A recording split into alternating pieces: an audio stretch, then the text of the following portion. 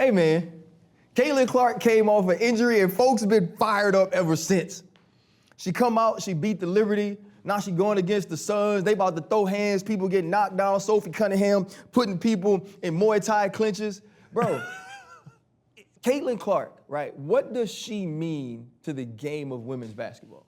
Everything. To be honest, like we've talked about the Maya Moores and the Rebecca Lobos and the Candace Parkers and all. The attention she's bringing, I don't like this word, but the hate she's bringing from no players, it's great.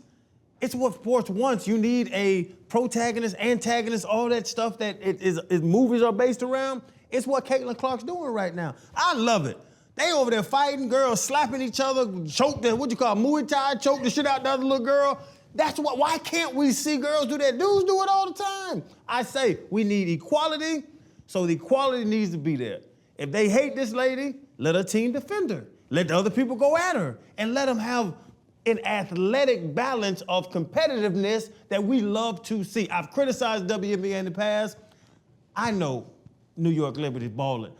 Asia Wilson, them girls selling cars on them. Like, I am coming around to it because of the fact that now I'm seeing the sports that I love. So what Caitlin Clark did and what Angel Reese did last year and now is carrying over, this is amazing, beautiful, wonderful, God sent for the WNBA. There's a reason why every time we turn on the WNBA and it's Caitlin Clark, she's the reason why we're always seeing something, because she's the star. She is the biggest or the brightest star right now. She's the most marketable person in the WNBA, let me say that, because they have tons of stars. So I don't want to disrespect the other women, but she's the most marketable. She's the most microscopic, and anything that involves her, the media is going to take it and push it out into the universe, and everybody's going to get it. They've been physically beating each other up for years. Mm-hmm. And because it's Caitlin Clark and she's on the ground or she's instigating or she's starting it or it's something involving her, we're gonna see it, we're gonna get it. And sometimes, in order to push a narrative, the leagues will allow that as long as it's not a stain on the so-called shield, much like the NFL. If it's right there on the edge and borderline, it's great. It's great for media, it's great for business, it's great for sponsors, it puts an eye on the league. And that's what we're seeing a lot of because it's Caitlin Clark. I see fights and altercations all throughout the league if you really pay attention to the games. I love it. Because if she's gonna be a dog like MJ when Detroit and the Knicks and everybody was physically beating up MJ, let us test you. You gonna keep coming or you gonna lay down? And I think this is what we're getting, and I'm all for it. Man, I think Caitlin Clark is so great for the WNBA. And I'm so glad that she's back.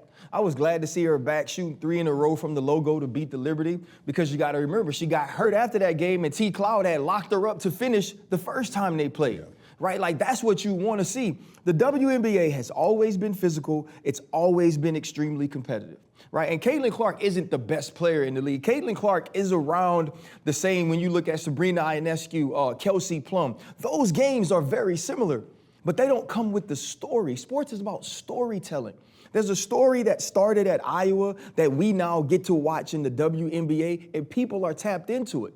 When you see that level of skill, it does remind you how Steph added a certain energy to the NBA after we were used to seeing people dunking and doing all of these things. She plays the game with a high skill level. So physicality is how you match that.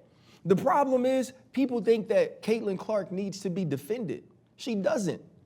Most of the time, Caitlin Clark is not only a part of the physical culture of the WNBA, but she's the instigator. You know why she always gets to be made the victim? It's because when she fouls Angel Reese hard, she walks away. So now if Angel Reese wanted to talk to her about it, she got to go chase her. Or when she pushes the girl from the sun, she walks away. So now in order for them to confront her about what she's done, what she's instigated, what she's said, how she's hit them, they got to go chase her. Caitlin Clark is about this life. And you know what happens when you get a superstar that may be a little bit of an instigator, or a superstar that may be a little bit of an antagonist? You got to go get a goon. You got to get an enforcer.